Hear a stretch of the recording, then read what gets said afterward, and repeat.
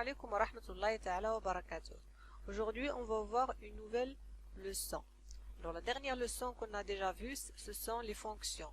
Et on a dit que la fonction, c'est une formule prédéfinie qui porte un nom et qui a des paramètres. D'accord? Alors, on va faire cette activité pour comprendre le cours d'aujourd'hui. Commençons par ce tableau. On a ici des nombres et ici, on va déterminer le signe de chaque nombre. C'est-à-dire, on va dire est-ce que le nombre est positif ou bien négatif. Alors, 5, c'est un nombre positif. On va écrire positif. Moins 7, c'est un nombre négatif. D'accord? Et on va continuer comme ça. Numéro 10, c'est un nombre positif. 18 aussi, c'est un nombre positif. 2,5 aussi, c'est un nombre positif. Moins 3,5, c'est un nombre négatif. 7,75, c'est un nombre positif. La même chose, 8,89, c'est un nombre positif. Moins 7,45, c'est un nombre négatif. 10,56, c'est un nombre positif.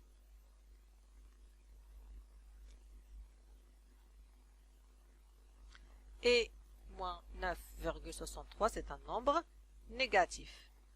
Alors vous voyez qu'on a pris beaucoup de temps pour répondre ici, pour déduire le signe de chaque nombre. Alors il y a une méthode très facile pour faire cela.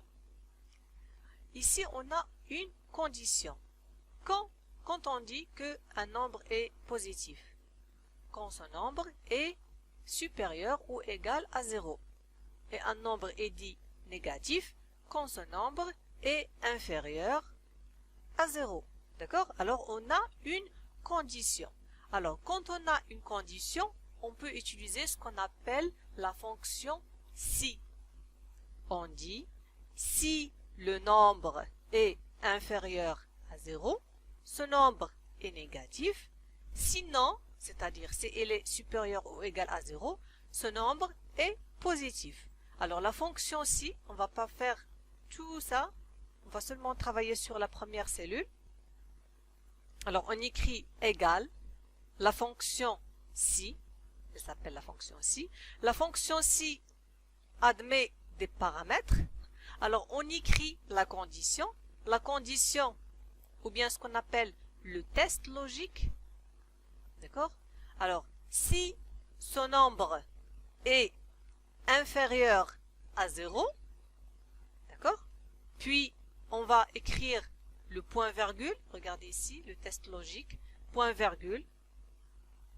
La première valeur, si cette condition est vraie, c'est-à-dire si B3 est inférieur à 0, on lui demande d'écrire négatif. D'accord? La première valeur, puis un point virgule, la deuxième valeur. La deuxième valeur, si est faux. Si cette condition est fausse, c'est-à-dire si B3 est supérieur ou égal à 0, il va écrire positif. Et on ferme la parenthèse. On va taper maintenant entrée. Regardez, il a écrit positif. Il a vérifié B3, d'accord? Il a trouvé que B3 n'est pas inférieur à 0, alors il ne va pas écrire la première valeur, il va écrire la deuxième valeur qui est positive. Alors, dans la deuxième cellule, la même chose, si B4 est inférieur à 0, il va écrire négatif, sinon il va écrire positif. Ici, c'est B5, alors on remarque que les adresses augmentent, le nombre des adresses augmente, B3, B4, B5, alors on peut recopier la fonction. Voilà. Vous voyez?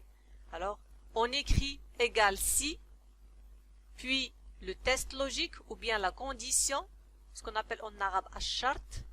إذا تحقق الشرط إذا كان هذا الشرط صحيح ماذا سيكتب هنا؟ نعطيه القيمة التي سيكتب هنا.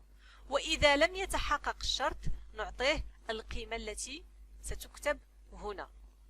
D'accord? Alors, la condition, la valeur qu'il va écrire, c'est si la condition est vraie, et la valeur qu'il va écrire si la condition est fausse. Prenons un autre exemple. Regardez le deuxième tableau. Aussi, ici, on a les nombres des élèves. Ici, leur moyenne dans le premier semestre. Ici, leur moyenne dans le deuxième semestre. Pardon, semestre ici, E. Voilà. Alors, on va calculer la moyenne. On va faire une révision. On va utiliser la fonction moyenne. La moyenne des 2 semestres. Voilà. Et on va recopier pour tous les élèves. Le résultat. Alors, on va dire si la moyenne est supérieure ou égale à 10, l'élève va être admis. admis يعني مقبول أو ناجح. إذا كان المعدل أكبر أو يساوي 10 فإن التلميذ سينجح. وإذا لم يكن يعني المعدل أصغر من 10 فإن التلميذ لن ينجح. Non admis. Alors, on va écrire égal si, ça c'est la moyenne de l'élève. Si la moyenne de l'élève est supérieure ou égale أكبر أو تساوي 10 point virgule ماذا سيحدث إن كان معدل التلميذ أكبر أو يساوي 10 Si la moyenne de l'élève est supérieure ou égale à 10, l'élève va être admis. Point virgule. Ça, c'est la première valeur si la condition est vraie. Sinon, l'élève ne va pas être admis. Non admis. Voilà. Alors, égal si la moyenne de l'élève supérieure ou égale à 10. Si cette condition est vraie, il va écrire admis. Sinon, il va écrire non admis. Alors, le premier élève, regardez sa moyenne, il est 14,75. Alors, l'élève est admis. On va recopier pour les autres élèves. Regardez. Ici, 9,5, il est non admis. 15,625 admis. 11,5 admis. 7,5 non admis, etc. Alors, ça c'est le rôle de la fonction si. On l'utilise quand on a une condition. Alors, on écrit égal le nom de la fonction si, et entre parenthèses, on écrit les paramètres de la fonction si. La fonction si a 3 paramètres. Le premier paramètre, c'est la condition, bien ce qu'on appelle le test logique. Le deuxième paramètre, c'est la valeur si la condition est vraie. Et le troisième paramètre, si c'est la valeur si fausse, c'est-à-dire si la condition est fausse, qu'on va écrire. Alors faites attention s'il vous plaît, quand on a un texte, on met les guillemets. Mais si on a un nombre, on ne met pas les guillemets. D'accord? C'est-à-dire, si par exemple, on veut dire si la moyenne de l'élève est supérieure ou égale à 10, écrire 1, sinon écrire 2, alors ici, 1 et 2, il ne faut pas mettre les guillemets. Si la valeur est un texte, on met les guillemets. Si la valeur est un nombre, on ne met pas les guillemets. D'accord?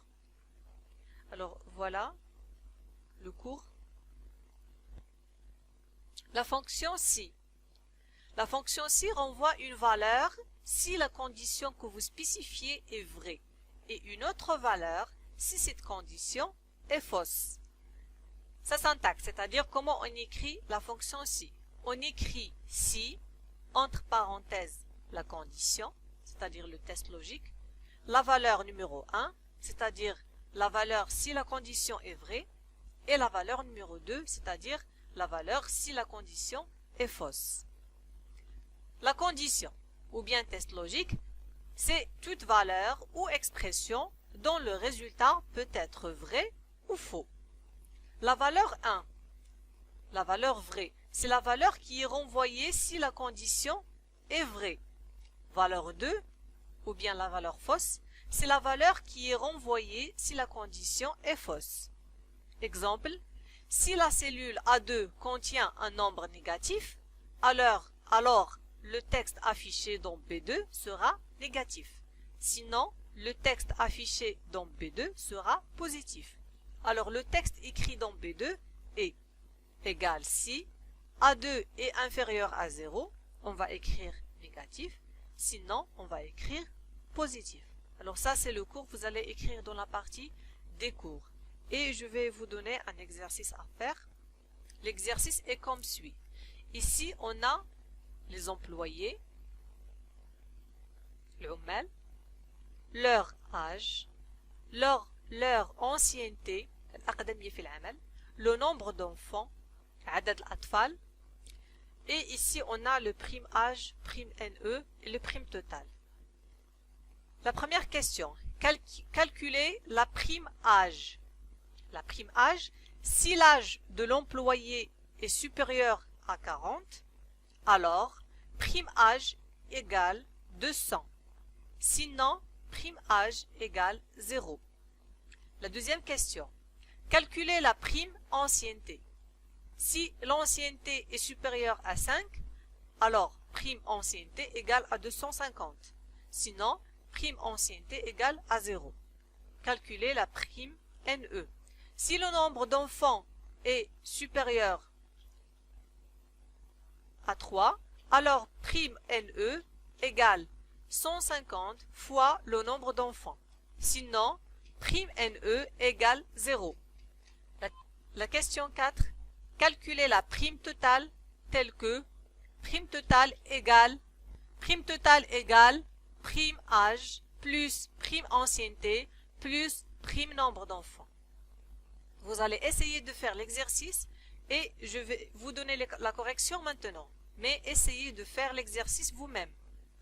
Alors, on répond à la première question. La première question, calculer la prime âge. Alors, si égale, si, entre parenthèses, l'âge de l'employé, l'âge, c'est-à-dire B2, si il est supérieur à 40, point virgule, alors si l'âge est supérieur à 40, qu'est-ce qu'on va faire? La prime âge égale à 200, alors on va écrire 200. Sinon, la prime âge égale à 0. On a dit si la valeur est un nombre, on ne met pas les guillemets. Alors on va écrire si l'âge est supérieur à 40, on va écrire 200, sinon il va écrire 0. Voilà. Et on va recopier. Alors regardez ici, l'âge il est 45, il est supérieur à 40, il va écrire 200. L'âge ici c'est 30, il est inférieur à 40, il va écrire 0, etc. Maintenant, la deuxième question, calculer la prime ancienneté. Si l'ancienneté est supérieure à 5 égale, on va voir l'ancienneté. Alors l'ancienneté c'est ici. C'est 11. Alors, égale si, voilà, si l'ancienneté est supérieure à 5, qu'est-ce qu'elle va faire? La prime ancienneté est égale à 250, sinon, elle est égale à 0. Voilà, et on va recopier.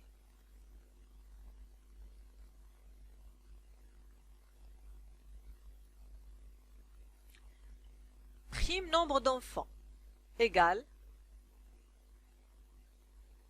si le nombre d'enfants est supérieur à 3, le nombre d'enfants, si il est supérieur strictement à 3, qu'est-ce qu'il va faire? La prime NE est égale à 150 fois le nombre d'enfants. 150 fois le nombre d'enfants. Sinon, prime NE égale à 0. Voilà.